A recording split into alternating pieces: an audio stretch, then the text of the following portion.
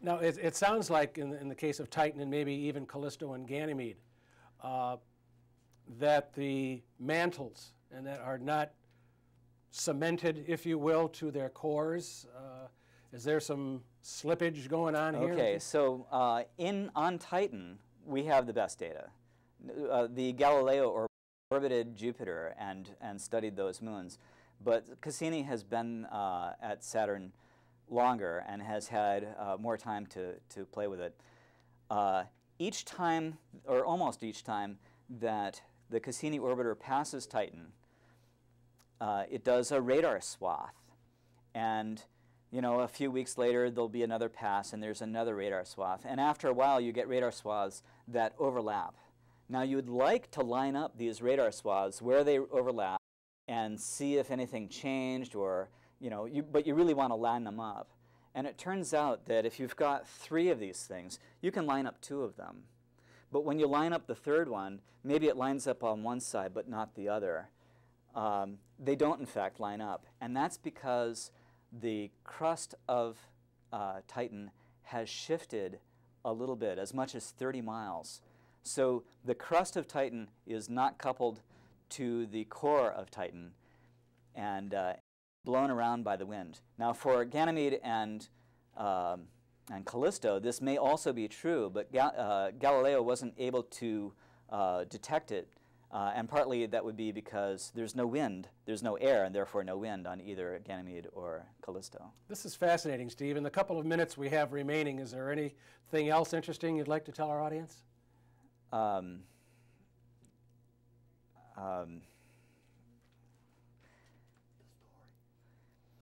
Okay, so the origin of Titan is kind of interesting. Okay. There's some controversy that goes on with it. There's a researcher, Dr. Prentice, who has a theory for the formation of the whole solar system, not just the Saturn system. And it makes very specific predictions. And these models that he has have a lot of predictions that when spacecraft like the Voyagers have gone out there, they turn out to be correct. The data actually supports them. But they're still controversial in many ways. So this is sort of speculative science. And one of the predictions that this theory makes is that Titan did not, in fact, form at the same time as Saturn. That it's a planet, that it was its own free planet at one point, and then was captured by Saturn. One way that could have happened is if Titan was either at the Sun, Saturn, Titan L4 or L5 Lagrangian point, and it got big enough to be destabilized, and then got captured by Saturn. But it would have messed up all of the moons of Saturn. One of the pieces of evidence against this idea is that Titan's orbit is really quite circular, but it's very interesting that that could have happened. It is. Steve, this has been an interesting conversation.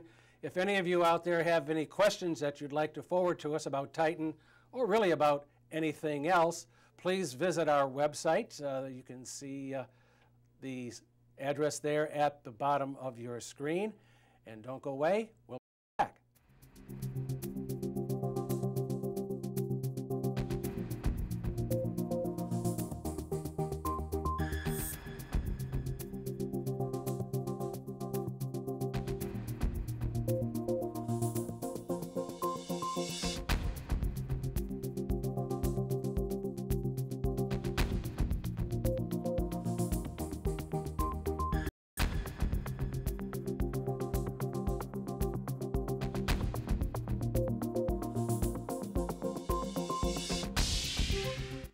We wanted to spend a moment to talk about an important anniversary.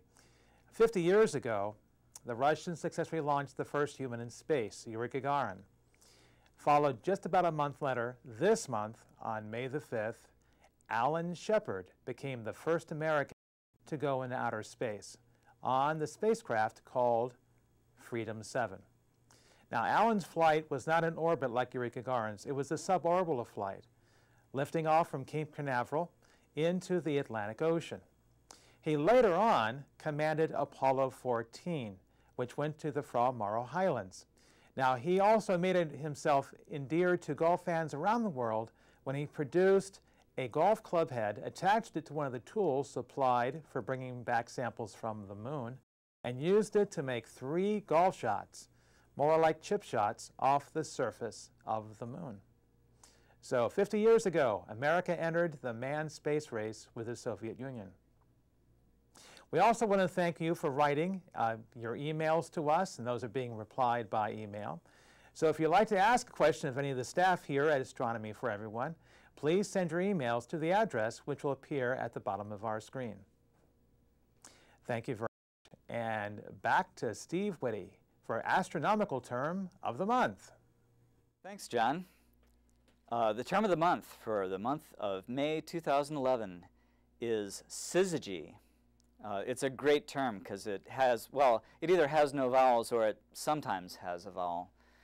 Anyway, syzygy is a simple term, and it means, in astronomy, it means 3 or more astronomical objects that are aligned, that are aligned in a. So when you have a full moon, then you have the Earth, well, you have the sun, the Earth, and then the moon in a line. Or at a new moon, you have the sun, the moon, and the Earth in a line. If, like in April, we had the closest approach of Saturn, it's not terribly close, and you had the sun, the Earth, and then Saturn in a straight line. So this is when Saturn is as close to the Earth as it gets. Saturn is about 10 times as far from the sun as the Earth is. And one of the interesting questions is, well, how long does it take data from the Cassini mission, which is orbiting Saturn, how long does it take that data to get back to Earth? Well, light travels pretty fast, but not instantaneously, not infinitely fast. And it takes about 8 minutes and 20 seconds for light to get from the sun to the Earth. Saturn being times as far, it takes about 80 minutes to get from the sun to Saturn. Well, when we have syzygy between the sun, the Earth, and Saturn, you subtract the 8 minutes and get something like 72 minutes from the Earth to Saturn, to Cassini at Saturn, and then 72 minutes from Saturn and Cassini back to the Earth. So there's quite a round trip time. But when the Earth is on the other side of the sun from, you have to add the 8 minutes. So it's more like 90 minutes from the Earth to Saturn, and then from Saturn back to the Earth. Well, back in March, there was a prediction that we were going to have a supermoon on the 19th of March. And a supermoon was predicted, a supermoon is defined loosely as when the moon is as close to the Earth, that's because it's got an elliptical orbit. Sometimes it's a little farther out, sometimes it's a little closer in. So when the moon happens to be at full moon, and it happens to be as close to the Earth as possible, then you have this supermoon. And there was a prediction that there would be earthquakes at that time. And you may have remembered that there was an earthquake in March. I'll get to that in a second.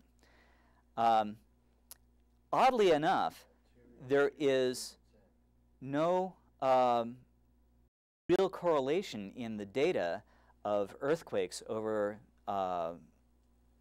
100 years between full moon or new moon and earthquakes. You might expect some, but there isn't any real correlation. So new moon and full moon, and certainly not supermoons, are not predictive of earthquakes. Now, we did have an earthquake in March in Japan, and it was a very large one.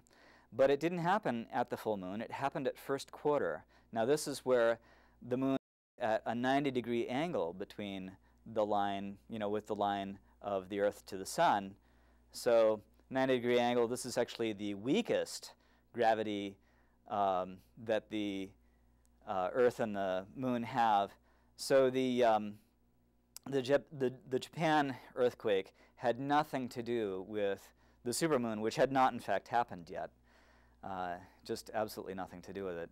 And the new moon that preceded it, that would have been at apogee, that would have been as far from Earth as possible, so that would have been a weaker new moon than usual. So don't believe everything you hear. The term of the month is syzygy. Now back to you, John, for What's Up. Welcome to What's Up in the Nighttime Sky. I'm John Schroer. In May, the moon will start as a new moon, which means it won't be visible from here on the Earth, and that's going to happen on May the 3rd. This is when the side of the moon that always faces Earth is receiving no sunlight, therefore it can't be seen. Approximately 7 days later, we have the first quarter moon. Now this is a favorite time for amateur astronomers because they love to look at the line between day and night called the terminator. You can see craters being divided into day and night, and some of the craters will have central peaks, mountains that formed when the object crashed into the moon, and you can see the crater in darkness, but the central peak, the mountain in the middle of the crater, will be in daylight. It will see the first light of dawn. The full moon will be on May the 17th, and we're going to conclude with the third quarter moon, which means it won't be visible until early morning. And that'll be on May the 24th. Now, most astronomers and most people think that astronomers do most of the observing in the dead of night. May is going to give you a real treat if you don't mind getting up sort of early morning. Now by May, the sun is rising by about 6 o'clock to 6:30 in the morning. If you get up around 5:30 and look to the east by southeastern sky, you're not going to see 1 or 2 or even 3 planets. You're going to see 4 planets. Mercury, Venus, Mars, and Jupiter will all be in the early morning twilight before the sun rises. Now, Mercury is usually the hardest to see because it's only 36 million miles away from the sun. At this point, it is furthest in the western elongation from the sun. It's furthest away from the sun than it can be, and this is on around the 13th of May. It's a great time to look at it. Now, above Mercury, you will see Jupiter and Mars, and the brightest one of all, Venus. Now, Venus is brightest because of it's surrounded by clouds, being closer to the sun than the Earth is, and it's actually the closest one to the Earth. All that makes for a lot of reflectivity, making Venus actually the brightest light in our skies. The first is the sun, the second the full moon, the third the International Space Station, and then Venus.